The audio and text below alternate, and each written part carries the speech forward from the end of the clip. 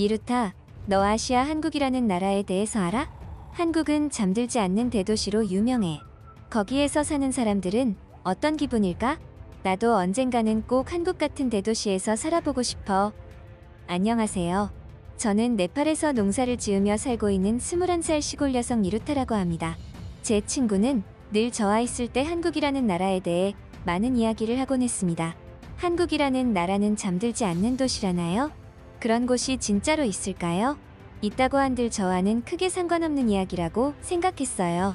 하지만 한편으로는 그런 곳에서 살아보는 것도 나쁘지 않을 것 같다는 생각도 들었죠. 이곳 네팔은 인터넷도 엄청 느리고 시골이라서 낮에는 하루 종일 땡볕에서 일을 해야 했고 밤이 되면 별다른 오락거리가 없어서 잠을 자는 것 말고는 할 게 없었거든요. 그러던 어느 날 한국을 동경하던 제 친구가 한국 남자와 결혼을 하여 한국으로 시집을 가게 되었습니다. 미루타, 나 한국 남자와 결혼해.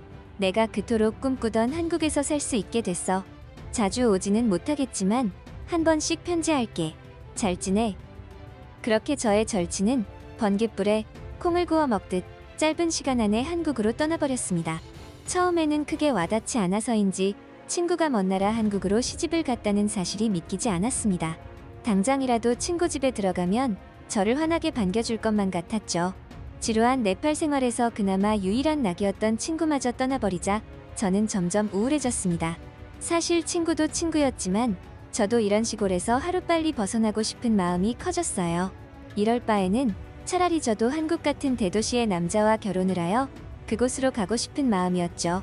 네팔에서의 하루는 아침에 일어나 아궁이에 불을 떼고 식사 준비를 한 후에 밭에 나가서 일하고 다시 식사 준비를 하는 일상의 무한 반복이었어요.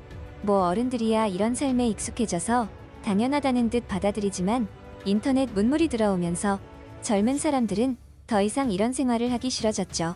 저 또한 마찬가지였어요.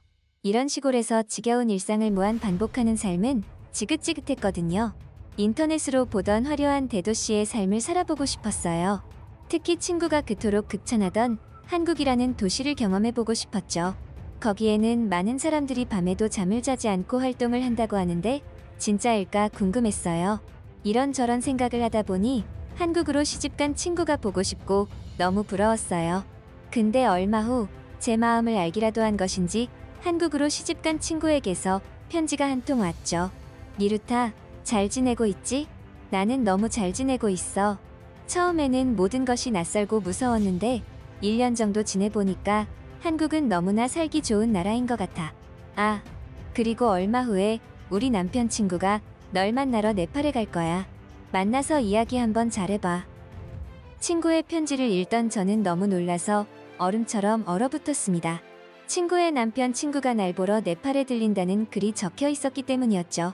편지를 받고 일주일 정도 시간이 흘렀을 때였어요. 우리 집으로 동양인 남자 한 명이 찾아왔고 이 남자가 바로 제 친구의 남편 친구였죠. 이 남자는 다짜고짜 저희 부모님을 만나게 해달라고 했어요. 아버님, 어머님, 저는 한국에서 왔습니다. 미루타에게 첫눈에 반해서 일도 잠시 내팽개치고 네팔로 오게 되었습니다. 미루타를 행복하게 해줄 자신이 있습니다. 저희의 결혼을 허락해주세요. 다짜고짜 이 남자는 저희 부모님에게 저와의 결혼을 허락받으려고 했죠. 저는 황당했지만 은근히 기분이 나쁘지는 않았죠. 알고 보니 친구에게서 제 사진을 본 이후로 저에게 반했다며 여기까지 찾아온 거였어요. 저희 부모님도 당황한 것은 매 한 가지였기에 천천히 한국인 남자의 이야기를 들어주면서도 당장 결혼을 하는 건 무리가 있다고 달래주었죠. 그리고 그날 하루는 식사를 대접하고 다음날 한국인 남자를 돌려보냈습니다. 이 남자가 떠나고 난 후에 저는 부모님에게 저를 찾아온 한국인 남자와 결혼을 하겠다고 말씀을 드렸어요. 한국으로 시집을 가고 싶다는 제 꿈을 이룰 수 있는 인생 기회라고 생각했으니까요. 게다가 한국인 남자는 의외로 박력있고 남자다운 면이 있었고 외모도 나름대로 귀여웠죠. 하지만 아버지는 극구 반대를 하셨어요. 제 나이가 아직 너무 어리다나요? 제 나이는 22살이었고 제 친구는 이미 21살에 시집을 갔는데 말이죠. 아빠, 제 친구는 21살에 시집 간 거 모르세요? 저는 벌써 22이라고요. 그리고 저는 한국에 시집 가고 싶단 말이에요. 허락해주세요. 아빠도 보셨잖아요. 어느 누가 저와 결혼해달라고 여기까지 오겠어요? 저는 최대한 시집가고 싶다는 뜻을 어필했습니다. 그럼에도 아버지는 쉽게 뜻을 꺾지 않을 분위기였죠. 사진만 보고 저를 좋아해주고 이렇게 멀리까지 날아온 남자는 두 번 다시 없을 것 같았어요. 한국인 남자가 네팔에 머무르는 동안 서로 많은 이야기를 나눴고 저도 그 남자에게 호감을 느끼고 있었죠. 한국인 남자는 네팔 언어를 할 줄 몰랐기에 통역사를 같이 데리고 다녔어요. 딱 봐도 우리 동네에 사는 그 누구보다도 재력이 뛰어난 사람처럼 보였죠. 우리는 서로에게 호감을 느끼고 있었고 결혼도 원하고 있었어요. 하지만 아버지께서 저렇게 반대를 하실 줄은 몰랐기 때문에 그 실망감은 이루 말할 수가 없었습니다. 이 남자를 놓치면 저는 이 시골에서 시골 남자와 결혼해서 평생 여기를 벗어나지 못할 거라는 생각이 들었어요. 이루타, 내 딸아, 너는 너무 허황된 꿈을 가지고 있는 것 같구나. 그 어떤 나라도 좋은 부분만 있는 것은 아니란다. 네가 그토록 가고 싶어하는 한국이라는 나라도 마찬가지야. 자신과 다르다고 느껴지는 사람들은 배척하고 미워하는 것이 사람이라는 동물이다. 네가 여기에 있을 때는 그냥 평범한 20대 여자겠지만 다른 나라에 가서 살게 되면 너는 네팔 여자 외국인이 되는 거란다. 이 아빠는 네가 그런 것들을 감당하기에는 아직 너무 어리다는 생각이다. 아버지는 제가 걱정돼서 이 결혼을 반대하는 거였어요. 아버지의 심정도 어느 정도 이해는 했죠. 하지만 저는 이 기회를 놓치고 싶은 생각이 없었어요. 저를 찾아온 한국 남자도 저와 비슷한 생각인 것 같았어요. 이 남자도 쉽게 포기하는 그런 남자가 아니었죠. 한 달 정도 지났을 때 또다시 한국 남자가 저희 집을 찾아왔습니다. 이번에는 한국의 특산품이라며 선물들을 이것저것 가지고 왔죠. 하지만 이번에도 아버지는 반가워하는 게 아니라 난처한 모습을 보였어요. 그런 아버지의 반응에도 이날 저는 이 한국 남자에게 더욱 강한 호감을 가지게 되었습니다. 아버지는 역시나 저를 찾아온 한국 남자와 짧은 대화를 나눈 후 일을 해야 한다는 핑계를 대며 밖으로 나가버리고 말았죠. 그러자 이 한국 남자는 아버지가 일을 하는 곳이 어디냐고 물었고 자신이 가져온 짐을 뒤적거리더니 무언가를 들고 아버지가 계신 곳으로 걸어갔어요. 저는 호기심이 발동해서 그 남자를 따라가 보았죠. 거기에는 아버지가 밭에서 일을 하고 계셨고 한국 남자는 근처에서 손에 무언가를 들고 아버지가 일을 마치고 나오시길 기다리고 있는 것 같았습니다. 어느 정도 시간이 흐르고 아버지가 밖으로 나오자 이 남자는 갑자기 평상에다가 음식 같은 것들을 차리고 있는 게 아니겠어요?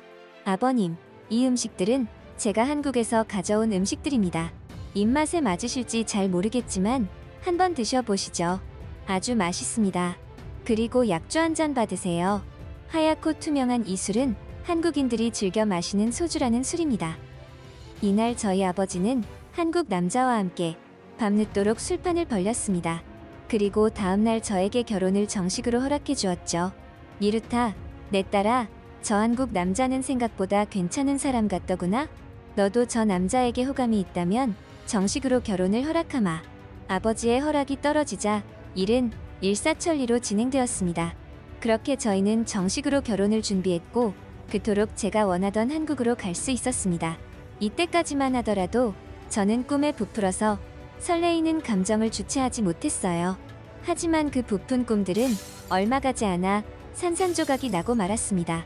한국에 도착한 저는 그야말로 놀라움의 연속이었어요. 제가 생각했던 것 이상으로 한국은 대도시였고 엄청나게 화려한 도시라는 걸 깨달았거든요. 하지만 저희들의 목적지는 이곳이 아닌 것 같았어요. 한국 남편은 저를 데리고 대도시에서 버스를 타고 어딘가로 계속해서 갔죠. 한국이 이렇게 큰 나라였나 싶을 정도로 버스를 타고 오랜 시간을 어딘가로 향하더군요. 버스를 타고 한참을 간 후에야 남편의 집에 도착을 했어요. 얼마나 오랜 시간을 온 것인지 환한 대낮에 버스를 타고 내릴 때는 컴컴한 밤이 되었더라고요. 그리고 그날은 피곤해서 일찍 잠에 들었고 다음날 저는 너무 놀라서 기절 초풍을 하는 줄 알았습니다. 아침에 기상해서 한국 남편의 부모님에게 인사를 드린 후 밖을 나갔는데 완전히 시골 동네인 거예요. 그것도 제가 살던 네팔만큼 시골 동네였던 거죠. 여기 한국 맞아요?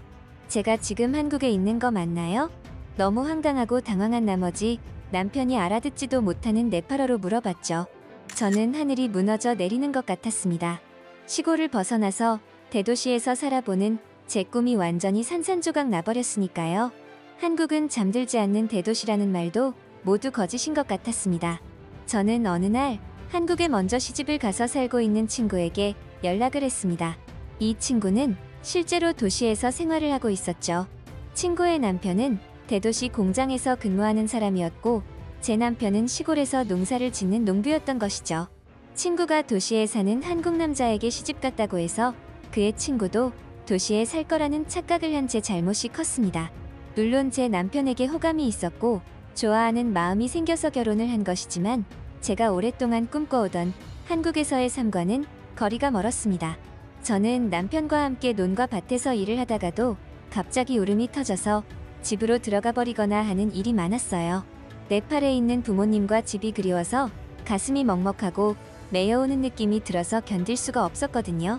남편의 입장에서는 당황스럽고 황당하게 받아들일 수도 있었는데 그런 저를 그저 묵묵히 바라봐주고 기다려주었습니다. 그리고 약 2년 정도 시간이 흘렀습니다. 저와 남편은 저희 부모님을 뵙기 위해 네팔에 도착했습니다. 그동안 그립고 보고 싶었던 가족들을 보니 눈물이 났어요. 슬픔의 눈물이 아니라 반가움의 눈물이었죠. 저는 어머니에게 오랫동안 나누지 못했던 이야기 보따리들을 풀어냈습니다. 대도시인 줄 알았다가 한국의 시골로 가서 오랫동안 힘들었고 지금도 너무 힘들다는 이야기를 하자 어머니께서 저에게 위로의 말을 해주었어요. 미루타, 네가 결혼을 한 이유에 대해서 다시 한번 잘 생각해보렴. 네가 원하던 대도시의 삶이 아니라서 실망했을지도 모르지만 그것만이 행복의 전부는 아니야. 그 어느 곳에 있든지 너만의 행복을 찾아야 돼. 너를 사랑해주는 남편과 가족들을 생각하면서 그들의 문화를 받아들이려고 노력해봐. 내가 알기로 한국이라는 나라는 세계적으로도 유명한 문화 가치들이 존재한다고 하더구나. 어머니의 말씀은 틀린 말씀이 아니었어요.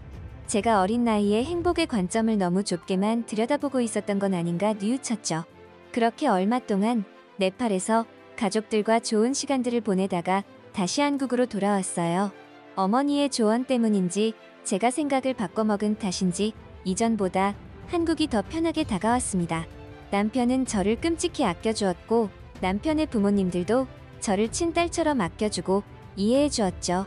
그렇게 저는 하루하루 마음을 열고 한국 생활을 시작했고 눈에 넣어도 아프지 않을 아들까지 태어났습니다. 아는 사람도 없어서 외롭고 힘들었던 한국 생활 내내 일주일에 3일 정도는 너무 울어서 퉁퉁 부은 눈으로 생활했었습니다. 하지만 이제는 더 이상 울지 않게 되었습니다. 한국 생활에 적응한 탓도 있었지만 사랑하는 아들과 남편의 존재 자체가 저에게 큰 힘이 되었고 행복이 되었기 때문입니다. 지금은 아이가 하루하루 커가는 모습을 보며 너무도 행복한 나날들을 보내고 있습니다. 막상 생활에 적응을 하다 보니 한국만큼 살기 좋은 곳이 없더라고요. 처음에는 네팔과 다를 바 없는 시골이라고 생각했는데 그건 저의 큰 착각이었죠. 모습은 시골이긴 했지만 자세히 들여다보면 도시처럼 없는 게 없을 정도로 모든 것들이 다 갖추어져 있는 곳이었어요.